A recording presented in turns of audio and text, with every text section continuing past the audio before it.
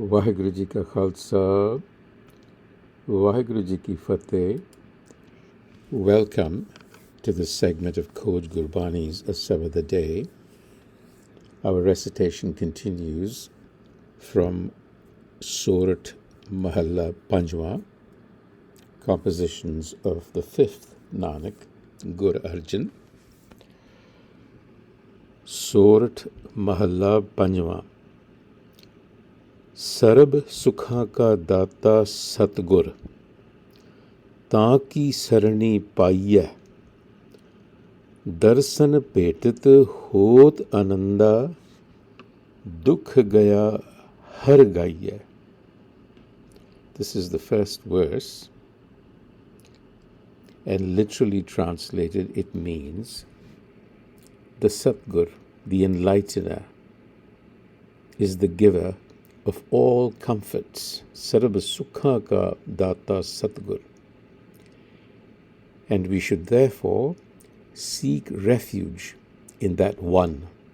Taaki sarani paiye. Or rather, that you could find all comforts in that sanctuary. And darsan petat hot ananda. Darsan petat. Meeting and beholding. Darshan is to behold, bhetat is to meet. Hot ananda. So upon meeting and beholding such presence, hot ananda, a natural bliss arises within. Dukh gaya, pain, suffering departs. Har gaiye. And then we sing to the glorification of the Har, which simply means living in that awareness. So what is being said here is that what we call the Satgur enlightener, which is perfect consciousness, not ego consciousness, is the source of all genuine well-being. So when we are instructed to seek refuge, it means to align ourselves with this awakened awareness, rather than relying on external fixes that the ego seems to look for. And darshan here has a dual connotation. It's not just physical sight, although it includes that, but a recognition of enlightened presence within. We've been talking about presence, wholesomeness. So whether you find it in a embodied guide, in teachings, and ultimately awakening within oneself. So this alone will bring a spontaneous joy, because that is its very nature. Because when you're whole and functioning as a whole, then you dissolve. Suffering means breakage. The whole is not functioning organically as it should. And so when I say whole, I mean it in the system sense of thing. That is to say, not to think of the whole as a logical assemblage of different parts. It is a pattern, an organic pattern that comes together. That is the wholeness that we are talking about. It is not as if you were talking about a machine with different parts. No, you're talking about a pattern. And that inherent pattern pervades the universe, and we individuals are concrete representations of that pattern. So understand wholeness in that organic sense, not in the material machine sense of things. So how does darshan of the Satgur happen in Sikhi? Again, there is an outer and an inner dimension. The outer is, of course, the tradition, the lifestyle. There is congregation, there is sangat, there is nitnem, there is an active engagement. You just don't sit around. You're not passive. You listen to kirtan, you participate, and you engage with the teachings. And the inner darshan, the inner awakening, comes through Shabad Vichar, through Simran, Japana, contemplation, and surrender, trusting. And so this is a conscious effort and a conscious transformation, though ultimately, in the end, that spontaneous joy just arises by itself, that you cannot force. So true darshan is experiential because it brings transformation, it brings ananda and the dissolution of suffering. So it goes beyond seeing with the eyes.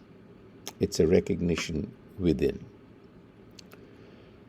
So the injunction to us in the Rahau by the Guru is Har rasa pivo ho pai, naam japo namo aradho, gur pure ki saranai. Again here, the invocation is Gur pure ki saranai. That Satgur is flawless, perfect. It's perfection. Seek that sanctuary. And when you're in that sanctuary, har rasa pivo pai, drink of the divine nectar. That means drinking of wisdom. Drinking of wisdom implies being in harmony with the universe, with yourself, where subjective, objective consciousness are working together. So har ras is not some drink, but refers to the quality of your awareness, which comes from sustained remembrance. We spoke about sustained remembrance in the previous sabad. So to drink this nectar is to allow the consciousness of the Satgur to permeate your being through focused attention, dhyan. So this practice flourishes when you're in the sanctuary of awakened guidance, the Guru. That is why Sikhi emphasizes the presence of awakened guidance to guide you. In conclusion, this hai parapat jis tur likhya, soi puran pai, nanak ki benati prabh ji naam raha levelai. Literal translation, this attainment comes to those for whom it is written. Actually, what it is saying is that this is our original covenant with the Creator. It is already written, although our translations tend to say that it is selectively written for some. It would suggest that, but that's not what this means. Tura likhya means what was already ordained, what is providential. And what is already ordained is that we will eventually obtain that darshan, that inner awakening. That is what we are meant for. So sooner or later, we are going to get to what was originally scripted within us. And so Nanak ki benati, supplication, Prabhuji naam raha levlai, may I turn inward, may I turn my attention to that awakened presence. So we all want to speed it up. So Stur Likhya is spiritual awakening to what is already ordained. We are constructed in such a way. You see, we talked about being whole, because we are not separate from this pattern. We are that pattern. We are an instance, if you will. It's like being a node in a massive network. And the node is holographic in nature. That is to say, wherever you divide it, it reflects the whole. We, individuals, small bits, are meant to reflect that whole.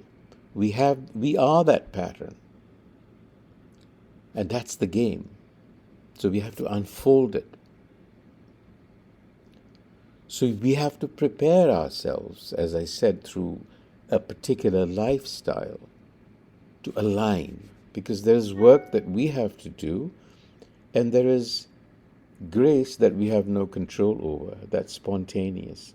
But, as I have often said, when you can't force sleep, it comes. So when you are in a state of spontaneous relaxation, sahaj, that just happens. You get into it, but you can't force it. But you can prepare yourself for it. So absorption in this wisdom is an ongoing thing. It's not just intention, but awakening. Waheguru Ji ka Khalsa, Waheguru Ji ki Fateh.